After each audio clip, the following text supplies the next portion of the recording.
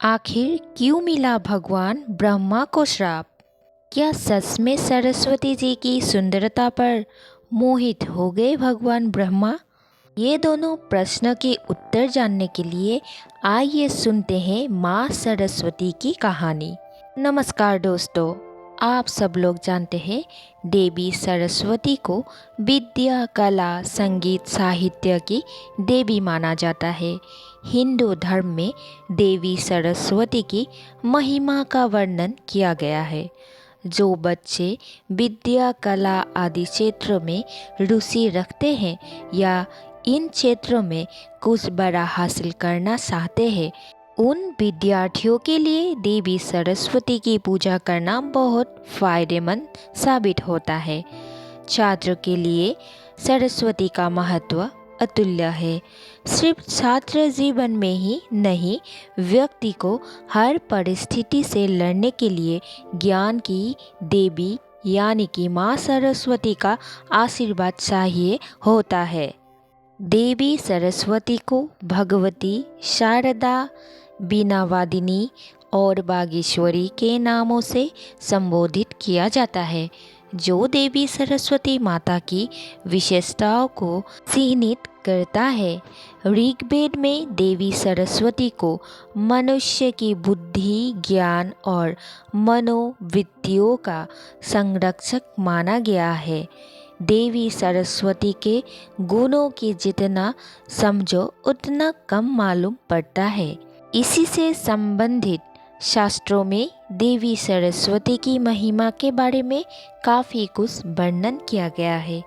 देवी सरस्वती के बारे में और पता करने के लिए हमारे साथ जानिए इस कथा के पीछे के इतिहास। दोस्तों, आइए जानिए देवी सरस्वती का महत्व।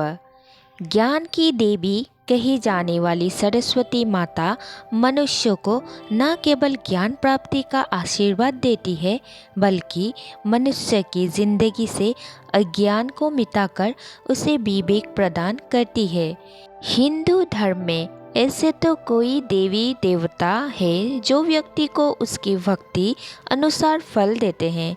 माँ लक्ष्मी की आराधना करने से धन की प्राप्ति होती है। शिव की आराधना करने से हर चिंता से मुक्ति की प्राप्ति होती है। लेकिन देवी सरस्वती की आराधना करने से ज्ञान, विवेक, बुद्धि, कला और विद्या की प्राप्ति होती है। दोस्तों, आइए आप जानते हैं माँ सरस्वती की उत्पत्ति कैसे हुई।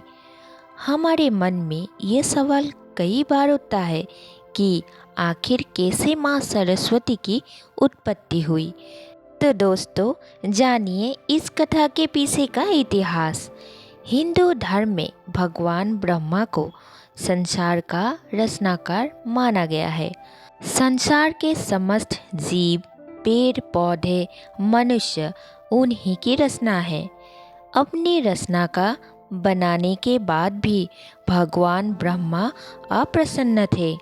उन्हें लगा उनकी इस रचना में कोई कमी रह गई है।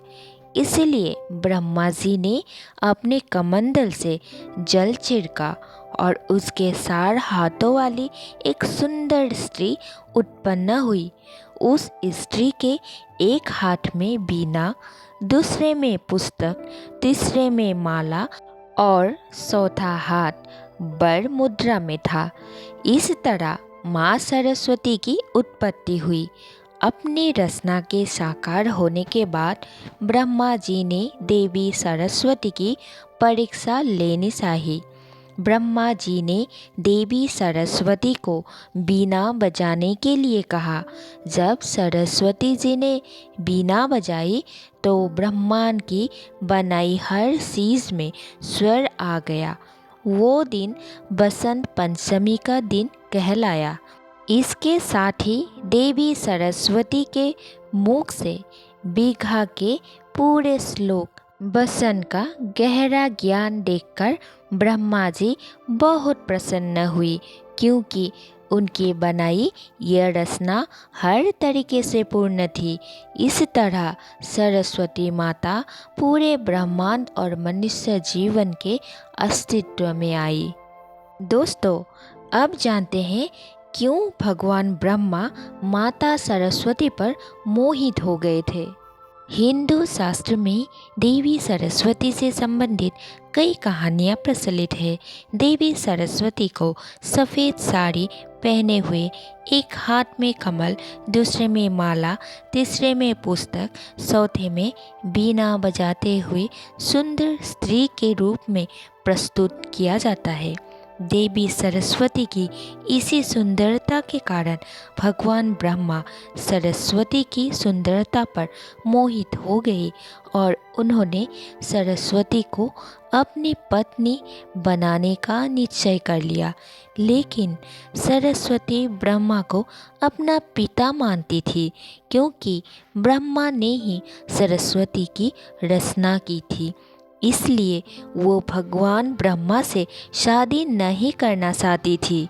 ब्रह्मा की दृष्टि से छुपने के लिए सरस्वती ने चारों दिशाओं में छुपने का प्रयास किया, पर वो भी सफल ना रहा।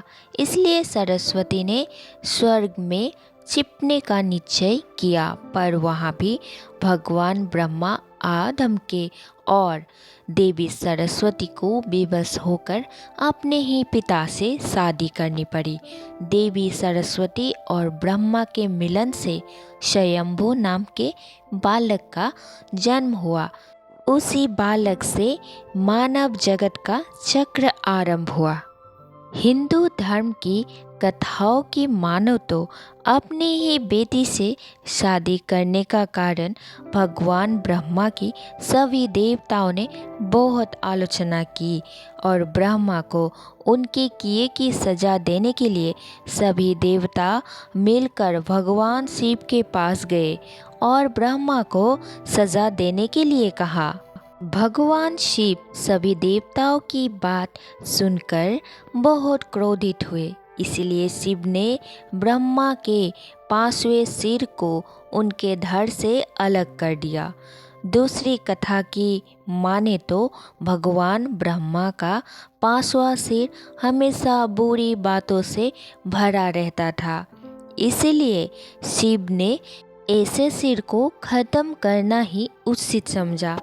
तीसरी कथा की माने तो भगवान ब्रह्मा की दूसरा शादी करने से देवी सरस्वती बहुत क्रोधित हुई और भगवान ब्रह्मा को श्राप दिया कि आपकी इस पृथ्वी पर कहीं भी पूजा नहीं होगी।